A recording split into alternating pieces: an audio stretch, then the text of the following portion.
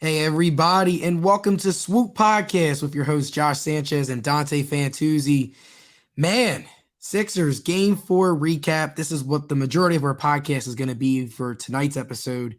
Dante, how are we feeling? What is going on? It's just a wild game, bro. My honest opinion, I'm disgusted. I'm not even satisfied with this win. What is there to be satisfied about? You're up 16.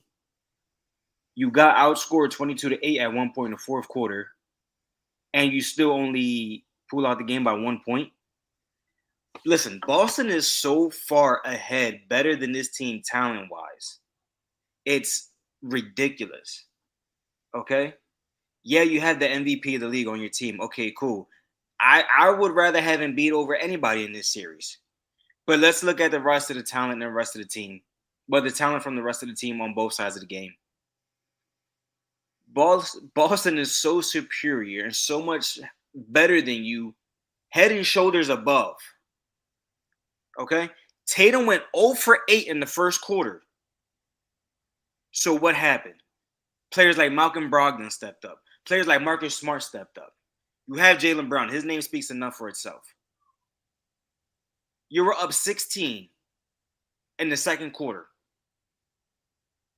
And you only win by 1 point? Oh, but this fan base is satisfied because this series is tied 2-2, right? Yeah, hippity doo. Let's be fucking happy the Sixers won by 1 point in game 4. When you should have smoked these dudes. They shouldn't even had a chance in this game. Not only that, not only were you outscored 22-8 in the fourth quarter, this team came back and were winning by 5 with 2 minutes left. But yeah, let's be happy and let's go play the song because the Sixers won by a point in overtime. Yeah, you can miss me with that fucking bullshit easily. Miss me with that bullshit. Go ahead, Josh. Oh, man, bro. I can tell you're definitely fired up after this game because I'm not going to lie. As I was watching the game, I was texting my buddies. We were up, like you said, 15 points at one point. It was feeling good. We had a good flow going. Then all of a sudden in that fourth quarter, the offense got stagnant. Boston also was in the penalty, 4 quick fouls 2 minutes into the fourth quarter. So Boston was in the bonus from the 10-minute mark of the fourth quarter all the way on. And it was just the pace of the game. And I'm not going to lie. It was definitely rough, but we're going to have a lot of great talking points. I definitely want to start our first segment, just talking about how we feel. Similar to you, I was absolutely disgusted with how the Sixers played in that fourth quarter. And a lot of the blame has to be on Embiid there. He has to be better. I know in his post-game press conference, he said that he was terrible in the fourth quarter. Al Horford had 3 blocks on him in the final 5 minutes of the game. Like he was the reason why the pace was slowing down. They would get it to him in the elbow, and in the first 3 quarters, it was quick decisions. He was making a move and going, and the ball was getting kicked out, swung, and it was great. Fourth quarter, slowed down, and he admitted that he has to be better. And like you said, like as a Sixers fan watching, like it does not feel good. Harden and Embiid combined for 77 points tonight. Harden was incredible. Embiid through 3 quarters was incredible. And Boston, they show you time and time again the difference between the two teams. When Tatum does not have it going, he ended up shooting 9 of 20 from the game, by the way. Malcolm Brogdon, 20 points off the bench. Marcus Smart, 21 points. You had Al Horford with 10. And it's like they just have so many weapons where the Sixers, we would get up to about like the 12 mark, then they hit a 3, then it's 9. Then we would get it back to 12 again. Then they hit a 3.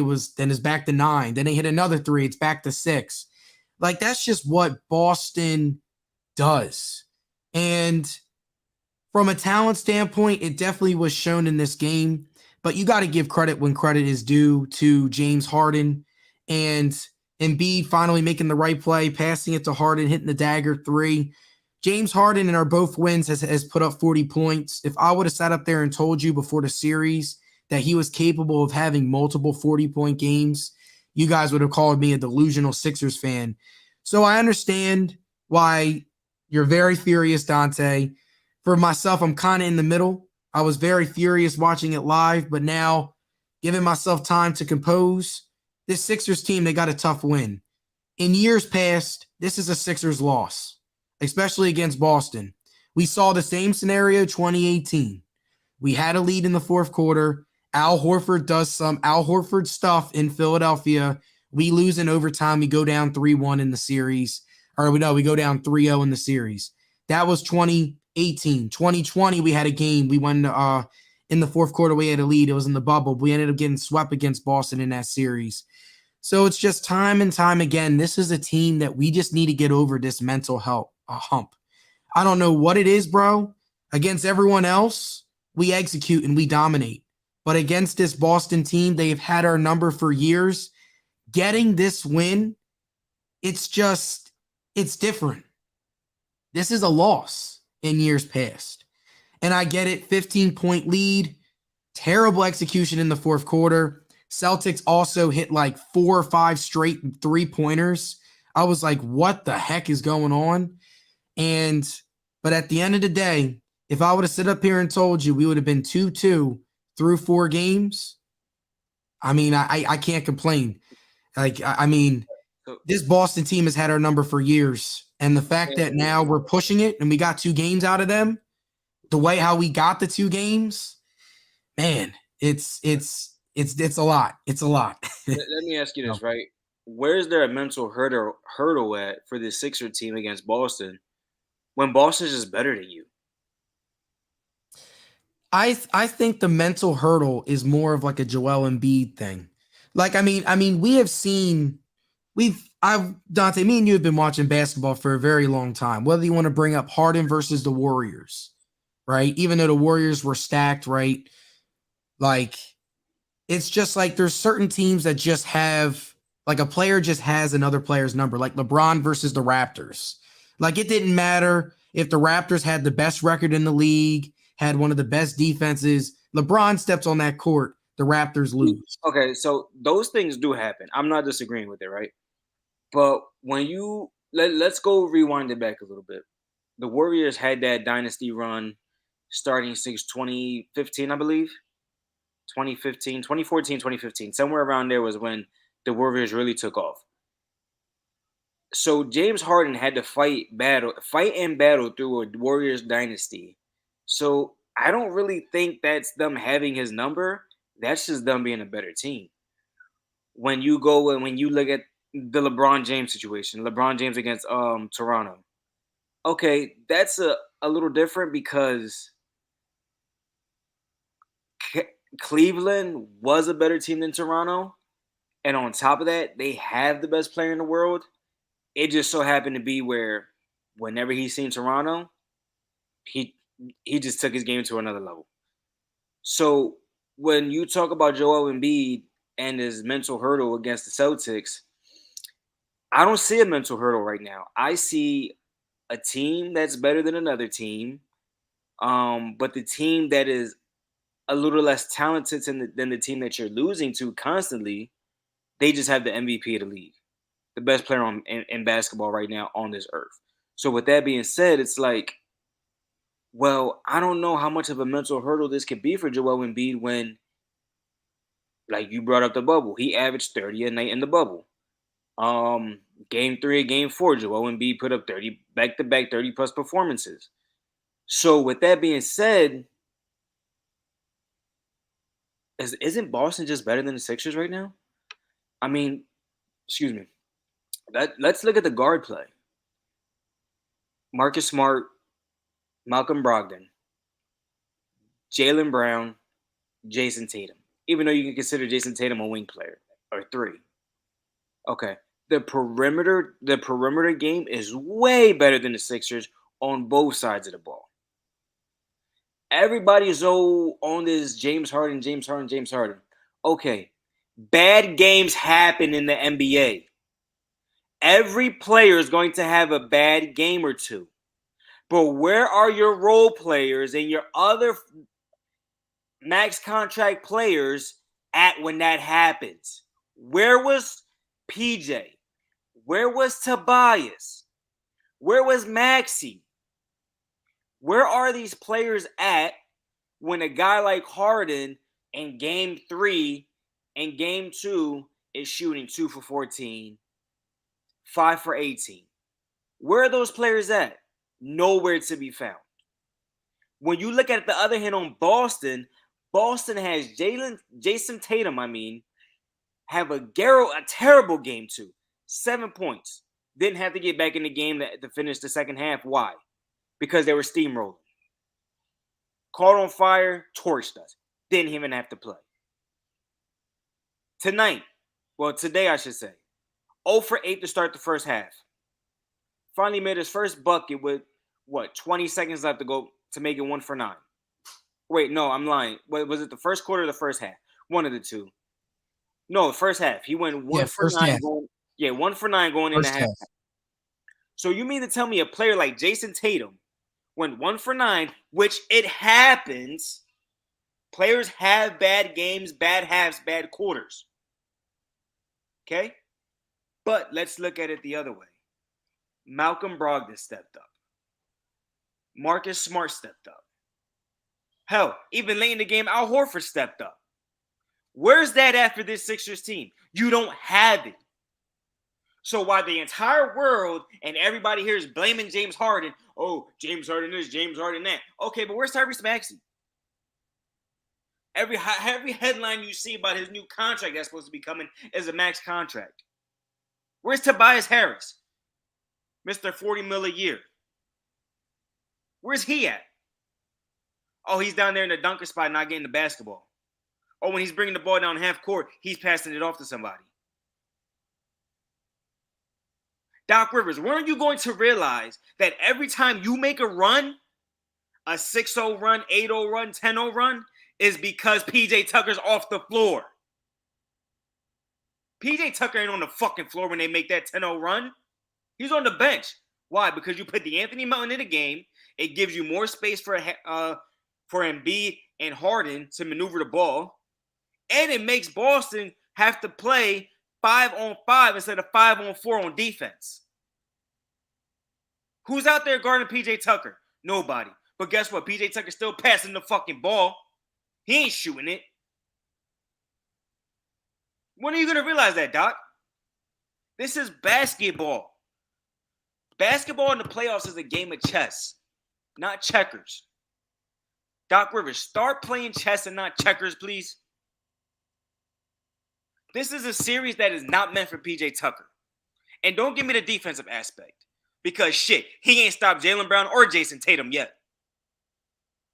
He ain't stopped neither one of them.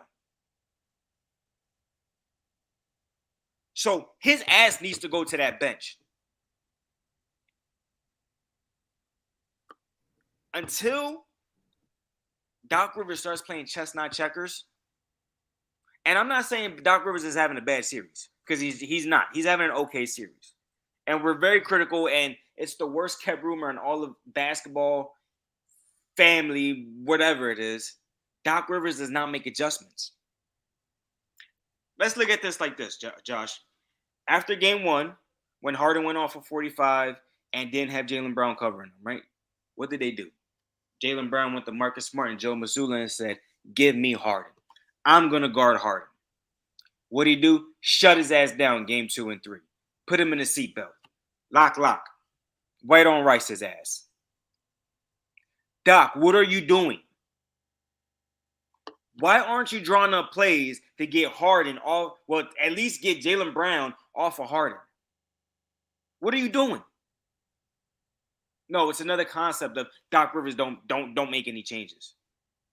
So yeah, forgive me because I don't see this team making it past Boston again. Getting out the second round again. Done. Go ahead, Josh. All right. Well, I know, Dante. I know because I felt this way after game 3, definitely, just because of the lack of adjustments in game 3, right? Because game 3, Embiid gets his MVP. Boston, game 2, that's fine. They go nuclear from 3. They're not missing. Embiid wants to get his legs under him so that way he's ready. Game 3, it was the same old. Brown was picking up Harden from full court. I will say this game, they did a lot more screens. They also took turns, like Maxey brought it up more. Embiid also brought it up more because that way it gives Harden a little bit more time, to catch his breath and stuff. So that way he just doesn't have a guy bearing down on him the whole court. I will say this though, when it comes to PJ Tucker, I agree with you. He should be a guy, right? We have to be careful and play him in spurts. Like if we need a defensive possession, like I will say tonight, game 4 in this game, his last 3 minutes of that fourth quarter, he saved us the game. He had a couple of key offensive rebounds. He had a couple of key little plays that gave us extra possessions. So, like, I agree with you to a point where PJ Tucker, right, there's going to be moments where he's going to get torched. And he does not give you anything offensively besides standing there in the corner. I agree. But down the stretch, when you need those little bounces to go your way, in games 2 and game 3, that was the difference. That's why we lost game 3. Every bounce, every 50-50 ball went Boston's way. Every time we would get a stop or get a turnover, Boston would recover it and then hit a 3. This game, down the stretch, we were down 5. And granted, a lot of that, was because coaching. PJ Tucker had a very clutch and one, had a very clutch rebound. And those are the little things PJ Tucker does. I do agree with you, though, that the difference between Boston and Philadelphia right now, and who the heck knows what's going to happen in this series, I am definitely on the verge of you as well. Like, I want to believe I do, but Boston, like you said, if Tatum doesn't have it, Brogdon steps up, Smart steps up. For the Sixers, if Embiid and Harden don't step up, I don't know who on this team is going to step up in this series. And that's the only thing that I am really concerned with. Because in this game, like you said, if our role players would have played better, this game would have been a 20-point blowout. It should have been a 20-point blowout. Tatum couldn't hit anything in that first half and was horrible. Boston in that first quarter only had 19 points in the first quarter. You have to capitalize there. But Josh, I will. and I'm not trying to cut you off real quick, Josh, but to add on to what you just said, Boston really shot, if I'm not mistaken, 4 for 20 at one point in the game. They went ice cold. You were only up 12 points. You're only up 12 points after Boston just shot 4 for 20 at one point in the game. They started the game hot, for sure they did. I believe they were up 14-11 at one point. And they only finished the first quarter with 19 points after scoring 14 points in the first 5-6 minutes of the game. But you only managed to win the first quarter by 8 points. And when the stats showed, I believe they shot 4 for 20 or something like that, you were only out 12 points. Yep. 12. So, no, I don't think the Sixers have a chance moving forward. Because let Boston get hot again. It's a game. It's lights over. Lights out. I mean, I will say this. It is a make or miss league at the end of the day. And Boston, as great of, I'm not going to lie, in this series, like they have for the most part, like besides the first quarter of this game, we're either even with them or they have dominated us. Like we have had spurts where we have, like we've taken over here and stuff. But I will say, like moving forward in game 5 and game 6, game 7, however long this series goes, we are going to need a Tyrese Maxey or a Tobias Harris game where they both, or one of them gives us either 30 or they both give us 20. Maxey can't give us anything. I know. And the length of Boston bothers him. And he can outrun everybody, but damn, his ass is so little and has no muscle. Boston's going to recover right back on any layup attempt he tries to make or whatever the case is. Their length just bothers him. I will say I believe he does need to pick his spots a little bit more in terms of driving. Because there was about like 3 or 4 drives, and he always does the reverse layup. And in this, against the Nets, you can get by that. But against Boston, they have Robert Williams waiting for it. They have Tatum. They have a bunch of length, like you said. But in order for us to get through this team, we are going to need at least him or Tobias to help out Harden and Embiid. Because I will say, Embiid through 3 quarters was excellent tonight. But you can see towards the end of the game, He was getting tired, not playing a lot. And I will say, like, his knee, he looks a lot better. As the series goes on, I think he's going to get better. But you're just seeing it. It's like Embiid starting to get tired in the fourth quarter. Harden has already given you 30 through 3. Somebody give us something. And in this game, I gotta give a little bit of props. Niang, I know we call him Clank Clank Niang. Tonight, he gave us something. Like what did he hit? 3 or 4 threes tonight? And they were all big, big buckets. 9 points. Three. Yeah. So that's what I'm saying. Like, he gave us 9. Melton, I believe, gave us nothing today. He was horrible today. So, like, we need somebody to give us that 20 to complement 20 to 50. We need multiple people, 20, 15 to complement what Embiid and Harden is doing. Because, like you said, they're going to have games where not everything's going to be falling. And we need somebody to help out and step out. But that is what's the discussion moving forward, right? In terms of today, though, we got to give the Sixers some props here, though. Down 5, I know they were up by 15, rolling, dominating through 3, matching Boston. I will say, like, the second and third quarters, we were even with Boston. Because if you look at the box score, man, Boston, they put up 30 points in the second and the third quarter, and we were right there with them. We were just trading punches for punches. And in that fourth quarter, they started to leak out. They started to get gassed.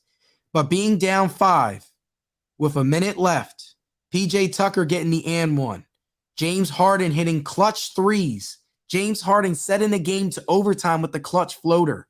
You got to give him credit when credit is due. So many people, time and time again, people bashed him in game 3, talking about how he was terrible. He doesn't want it. This is what James Harden does in the playoffs. If for the Sixers to get by, Harden, this is Harden's series. Now having 2 games scored over 40 points. As you can see, Boston does not have a full answer for him. If he hits his shots, he's going to give you 30 at least. So let me ask you this, Josh. So what you're telling me is, right, you need James Harden to score 40 points a game for the Sixers to win this series? I wouldn't say 40, but I would say 30. The 2 games they won, he gave you 45 and what do you have for tonight? 42? Yeah, 45, 42. So the 2 games you won, Harden had to drop 40-plus points in order for you to win. And that's what I'm asking you. Yes, you hit it right on the nose. This is Harden's series to win. Harden's impact will determine the outcome of this series. You're absolutely right. But is that going to be what exactly carries you to beat Boston? You need this 33, 34-year-old guy who's not the same player that he was. He's not a 3-level scorer like he was. He can't blow past defenders like that anymore. He's not what he's able to do in Houston. So what you need a 33, 34-year-old James Harden to have to travel back in time and give you what he gave you. I don't think that's possible. And then and again, you're right. James Harden played marvelous, spectacular. 6 for 9 from the 3-point line. Gave you 42 points. The game-winning 3. He hit the floater to take you into overtime. That should have just never been taken into overtime. But this is what I keep reverting back to.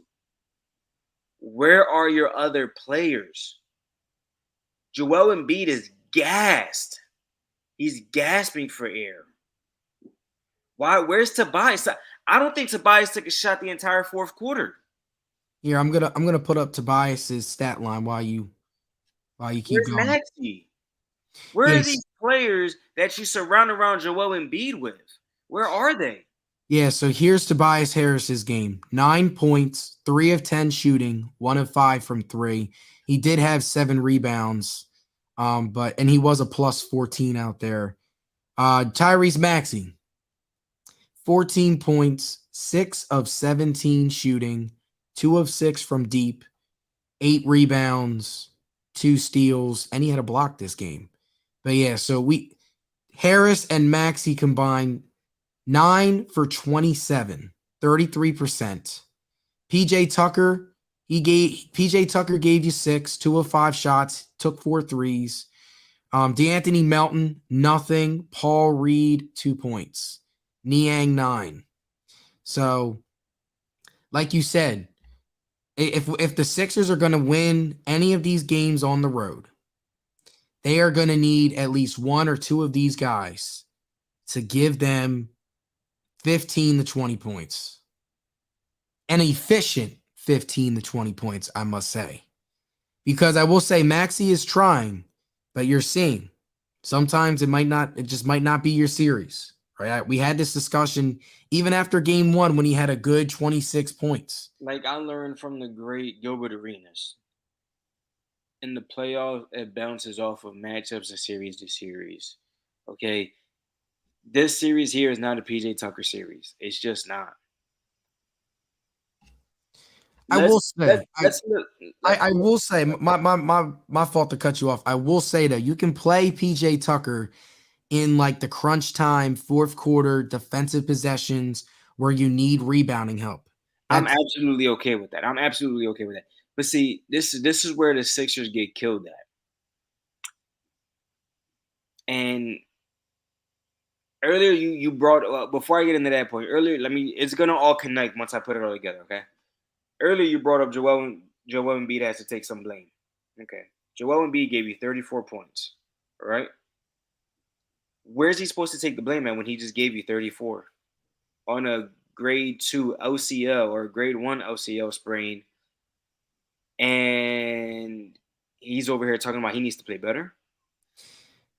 in the fourth quarter. It's with him. I'm just saying in this game, fourth quarter, they would give it to him and he would just be frozen for like 5 to 7 seconds. It's like in the first 3 quarters, he was getting it and going. In the fourth quarter, he was getting it. He was looking, he was searching, and he just got in his own head in the fourth quarter. That's the only thing I'm going to call out Embiid in this game in particular. Game But it's 3, because bro. he's tired. Game 3, he was excellent. But it's because Game he's tired. Yes, and I understand it. I know that, and I know that he's tired. But that's the thing, though. If you are tired, though, then you gotta make a quick move. You gotta make a decision because that ball needs to be moving. You can't against Boston. If we're stagnant, they're ready. Like they want us to pass it out. They can block the shot. But that's why I said that's where Embiid has to be better in this particular game. And he said that post game. He was like, I have to be better in this at towards the end of the game execution in that fourth quarter. But this is where I go to disagree, is that because yeah, true. Okay. If you want to sit there and say that you can play better and take some of the blame that's to why Boston came back, okay, that's fine. That's called leadership right there. That's called, me being the face of the team, the face of the franchise. I'm gonna take whatever it is on my back. They still got and they still got the W. That's how they're gonna look at it, as okay, keep going on to game 5 Tuesday night. But this is where I point out to you is because you don't have, or not that you don't have, because your other players can't find ways to incorporate themselves and your other players can't be incorporated by your coach, you have to play a two-man game for 4 quarters to where now your big man, who is the MVP of the league, is gassed with 8 minutes left in the fourth quarter. So, no, I can't put much blame on Joel when he's done gave you 34 points, 13 rebounds, as we can see right here. However many block shots he had defensively. Look at how much. Look at the difference from game 1 when we seen the game plan from Boston was to attack the paint. Every time Marcus Smart, Jaylen Brown, Jason Tatum, Malcolm Brogdon, every time they find their way to the paint and they see Joel Embiid, now it's a quick dump off, or now it's a quick pass out, or now it's a, you know what, let me second guess. You know what, I'm gonna go take the ball to the back of the top of the key and find it, and let's just run something else. That's the difference of Joel Embiid. So Joel Embiid is affecting this game in so many ways to where I can't put much blame on him. And then that's just gonna tie into the other point that I'm trying to make. I can't put much blame on Joel Embiid because his surrounding cast is so bad right now. outside of James Harden game 1 and game 4. And we see the way the NBA has shaped itself into going. And they never went and got Joel Embiid that piece to help him. Yeah, you drafted Ben Simmons and thinking, okay, this is the next LeBron. Okay. That didn't work out. Then you went and got James Harden.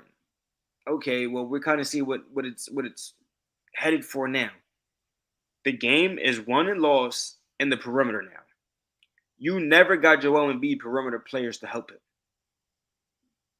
You never got Joel Embiid a perimeter playmaker, a perimeter shot creator. You never got him that. So, who on your offensive five is very athletic? Like the Boston's athleticism is another thing that is head and shoulders above better than the Sixers. So I will say, like, even to add to your point, just with this game alone, like George Niang's impact in this game, I would say George Niang had a better impact in this game than Tobias Harris did in this game. And that's something that, in order for us to get over this hump and get over this hurdle, and to be fair, Dante, let's be honest, like Boston is probably the best team remaining in these playoffs. I can say that firmly, right? In terms of perimeter play, like Boston. All around team, yes, Boston. Yes. So it just so happens that we're playing the best all around team in the second round. But if I were to sit up here and say to you, because I'm going to be honest with you, game 1, it came down to the little things. Harden was excellent, right? Game 2, Boston shot the lights out. They were clearly the better team. They put their foot on the gas and they dominated and asserted themselves. Josh, this game should have been game 2. This game was headed to be a game 2. Boston missed so many jump shots. They missed so many opportunities. Philly, when you look back at game 2, Boston got in transition so much in that second quarter, but Philly was still there. And then it was the same thing here. Philly was getting transition, getting easy buckets, timely made jump shots. And, now to go back to game 2, Philly was kind of battling back and forth. Boston, game 4, battling back and forth. And then in the second half, Boston just took off. And game 4 today, what happened? Y'all didn't take off. Yeah. So this game 4 should have been what it was for Boston game 2. Yeah, and who knows? Maybe the Sixers. And again, we'll see. I know you're not feeling it, and I'm sort of in the middle. Like, I need to just wait and see. But maybe the Sixers team getting this emotional win. Like, I don't know if you saw once Harden hit that 3, Embiid hugged him. It looked like he was crying to him. Like Boston, this is just a statistic I just want to throw at you.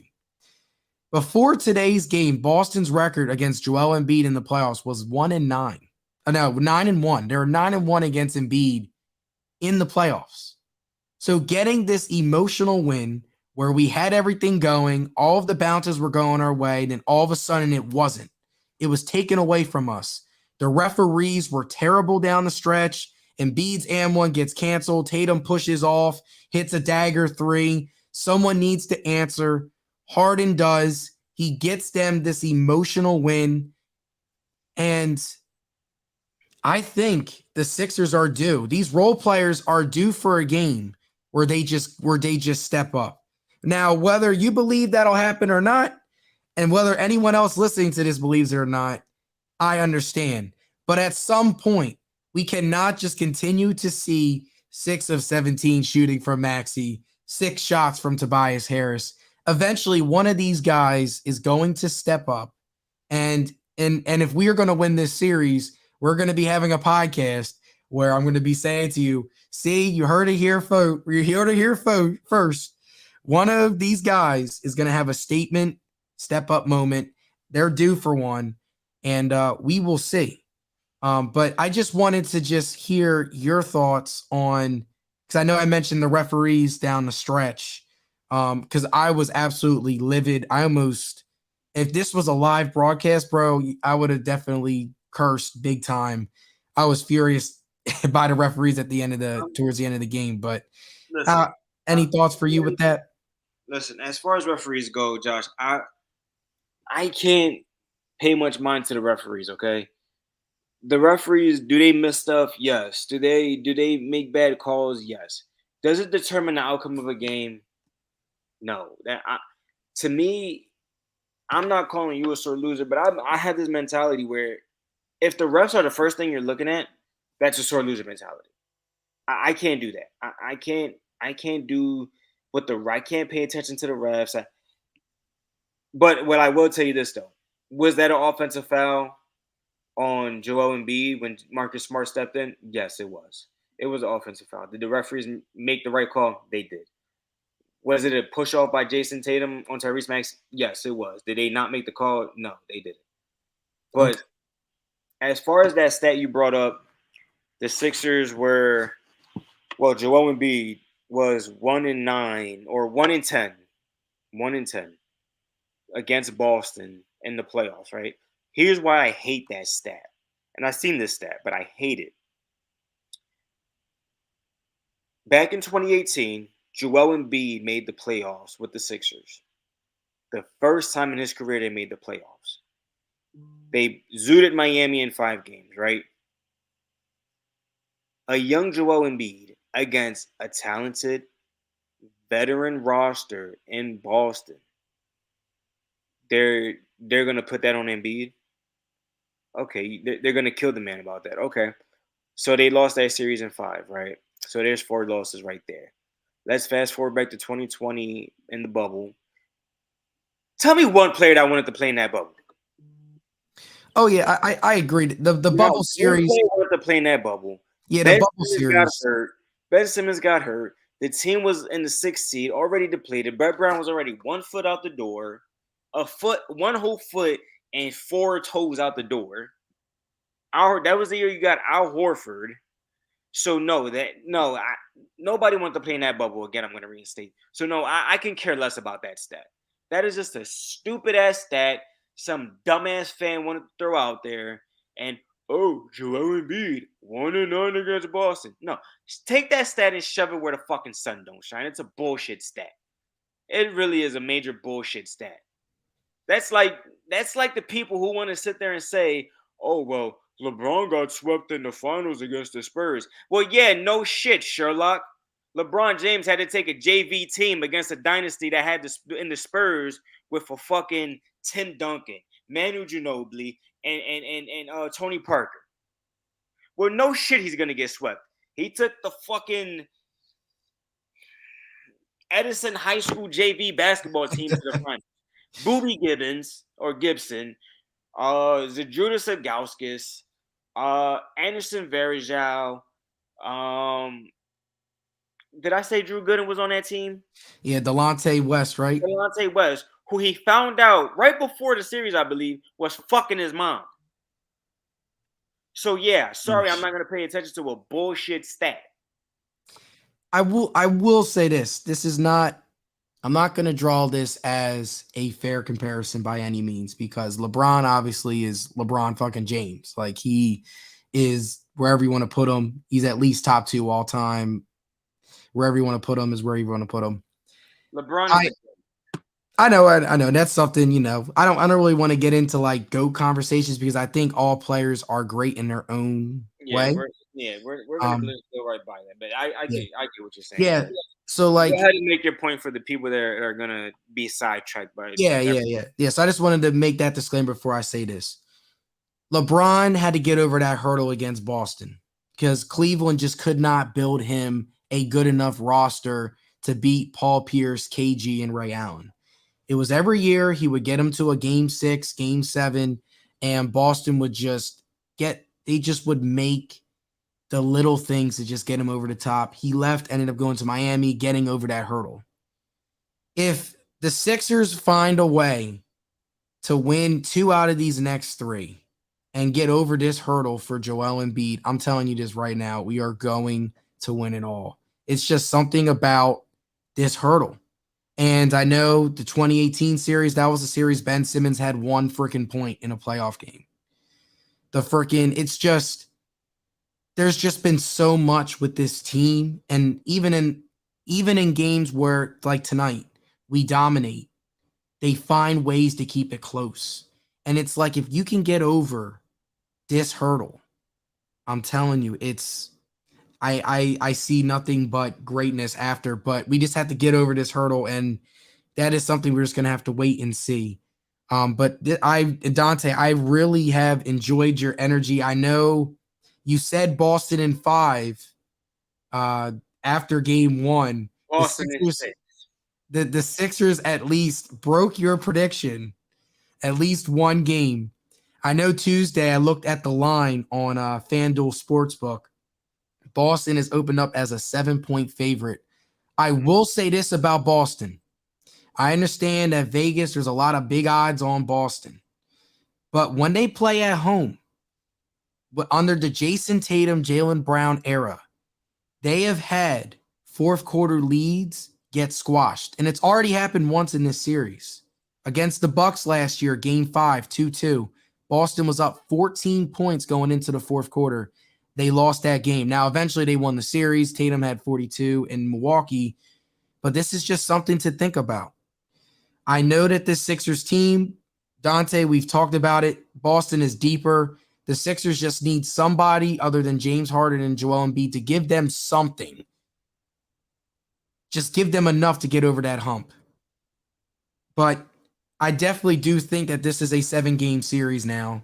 Whatever happens game 7 is whatever happens game 7. But game 5 will be telling. The Sixers need to come out. They need to answer Boston's punches, answer Boston's runs. And Boston, I've seen this before. They get tight when they're at home. Just saying. Go Sixers. I said Boston in 5 originally. If there is 0.3 seconds extra on the game clock, the Sixers are down 3-1. Let's be honest. I find this ironic though, because in the regular Let's be season, honest, brother. in If the there is regular, in the 0.3 of a second on that game clock, yeah, Philly's the down season's 3-1. over. The season's over at that point. But I do find this ironic though, that when we played this team in the regular season, Tatum hit a dagger 3, Embiid hit a full court shot. If we just had 4/10 left on the shot clock, 1/2 of a second. that's what I'm saying. That game's going into overtime. It shows you just how crazy and how close. Like, other than game 2, all of these games have been dogfights. Game 3, Boston just punched us in the end. We didn't have a response. But like, even in the regular season, if you take the first game away from these two teams, all of the games have been down to the fourth quarter. Who is going to execute? And we're right there with this team. We just need one of these role players to step up, and I believe that they will. I'm gonna bet. I know the odds are crazy, but I'm gonna take Tyrese Maxey in one of these games to give us 25 points. I believe, bro. I believe. I know. I can tell by your face. You're I not believe trying in to get. Jesus. I believe in God. I believe in the Holy Spirit. I believe in the Trinity. I believe in Mary. I believe in Joseph. I don't believe in the Sixers. I don't believe in this shit franchise, this shit organization that has done Joel Embiid dirty to win a 7-game series against Boston. Series tied 2-2. It should be 3-1 Boston. But time ran out. Time expired. It is what it is. Que sera, sera. Now you have a best of 3 with Boston having the home court advantage. So, you think you could win 2 games or 1 in TD Garden against a feisty Boston fan, against a feisty Boston crowd, I should say? No. Okay.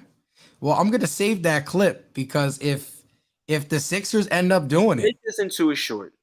Make this into a short. I will. You I made the definitely, last. I don't know how people. I'm not good with the technology and the computer stuff. But I make will. it into make it into a short, and we'll post it on social media.